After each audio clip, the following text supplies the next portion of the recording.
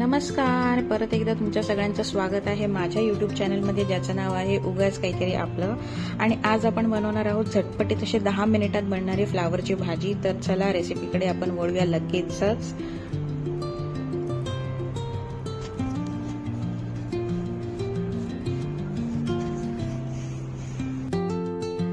Okay, तर obviously फ्लावरची भाजी बनवण्यासाठी आपल्याला लागणार आहे एक फ्लावर. तर इथे मी मीडियम साईजचा फ्लावर घेतला आहे आणि या भाजीमध्ये आपण त्याची देठं सुद्धा वापरणार आहोत. अगदी खालचा भाग नाही, पण थोडा थोडा भाग वापरणार आहोत. तर इथे मी फ्लावर असं थोडं मीडियम साईजमध्ये हातानेच कट करून घेतलं आहे. मी सुरीचा वापर केलेला नाही आहे. हाताने जेवढं जमेल तेवढं आपल्याला मीडियम करायचं आहे. त्याचे बारीक देठ सुद्धा घेतले, त्याला बारीक करून घेतलंय. एक मीडियम साईजचा कांदा घेतला आहे, थोडासा टमाटर घेतला आहे, 2-3 कढीपत्त्याची पानं आणि थोडीशी कोथिंबीर. आणि मी अर्धा बटाटा घेतला आहे. बटाट्याने खूप छान टेस्ट येते, पण तो ऑप्शनल आहे. जर तुम्हाला टाकायचं असेल तर तुम्ही टाकू शकता. तर अशा पद्धतीने आपल्याला हे घरगुती सामान यूज करूनच ही भाजी बनवायची आहे.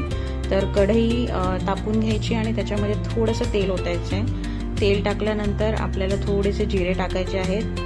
जिरे थोडेसे तडतडायला लागले की आपण पुढची प्रोसेस करणार आहोत.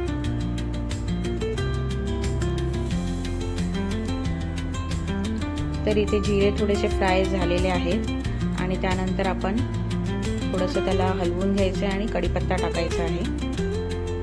कढीपत्ता थोडासा फ्राय झाला की आपण कांदा टाकायचा आहे. कांद्याला थोडंसं पिंकिश ब्राऊन करून घ्यायचं आहे आणि कांदा थोडा कॅरेमलाइज केलेलाच मला आवडतो ह्या भाजीमध्ये. तुम्ही एकदा असं करून बघा, थोडासा जास्त फ्राय करा, खूप छान टेस्ट येते त्याची. बटाट्यामध्ये जेव्हा कांदा असा थोडासा जास्त फ्राय होतो तेव्हा त्याची टेस्ट खूप छान येते.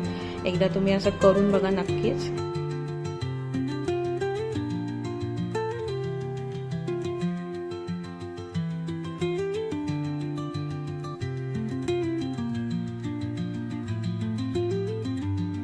तर इथे आपला कांदा थोडासा फ्राय झालेला आहे. आता आपल्याला त्याच्यामध्ये टाकायचा आहे भिजत ठेवलेला बटाटा.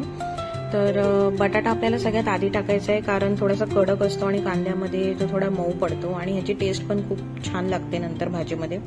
ते तुम्हाला कळेलच. तर कांदा आपण इथे थोडासा फ्राय करून घ्यायचा आहे. थोडा वेळ त्याला झाकूनही ठेवायचं आहे.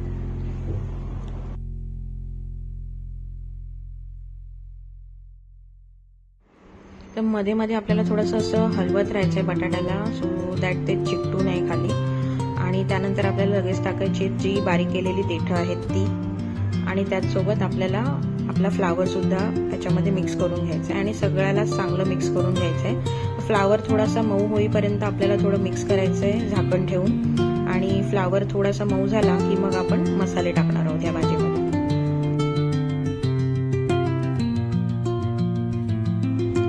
फ्लावर थोडासा मऊ पडलेला आहे अगदी 2-3 मिनिटांनंतरच. आणि त्याच्यामध्ये आपल्याला नंतर टाकायचा आहे टोमॅटो, जो आपण कापून ठेवला होता तो. आणि ह्या टोमॅटोच्या पाण्यामध्येच आपल्याला हे सगळं शिजवून घ्यायचं आहे. आपण नंतर एकदम थोडंसं पाणी ओतणार आहोत. अगदी याच्यामध्ये पाण्याची जास्त गरज नाही आहे. जे काय आहे ते आपल्याला सगळं वाफेवर करून घ्यायचं आहे. तर ह्याला आता थोडा वेळ झाकून ठेवूया आणि थोडंसं स्टीम होऊ देऊया.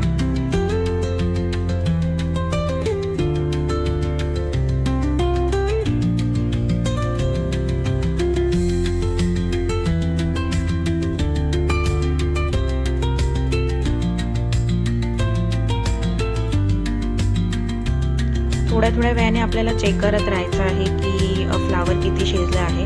आणि एक 4-5 मिनिटांनी आपल्याला ह्याच्यामध्ये आता आपले सुके मसाले टाकायचे आहेत. याच्यामध्ये मी घेतलाय घरगुती मसाला. हा आमचा घाटी मसाला आहे आणि घरगुती आहे. मी कोणतेही बाहेरचे मसाले वापरलेले नाही आहेत. कलरसाठी सुद्धा मी काही वापरलेलं नाही आहे. इथे आपल्याला चवीप्रमाणे मीठ टाकायचं आहे आणि थोडासा आपल्याला इथे हळद टाकायची आहे.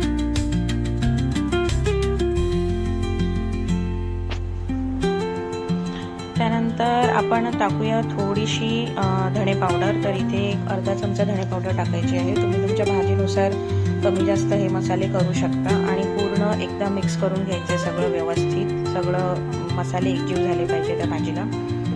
आणि अशा प्रकारे मिक्स करून झाल्यावरती त्याला झाकण लावून ठेवायचे. आपण असंच थोडा वेळ त्याला परतवणार आहोत आणि त्याच्यानंतर थोडंसं अगदी थोडंसं पाणी टाकणार आहोत शेवटी.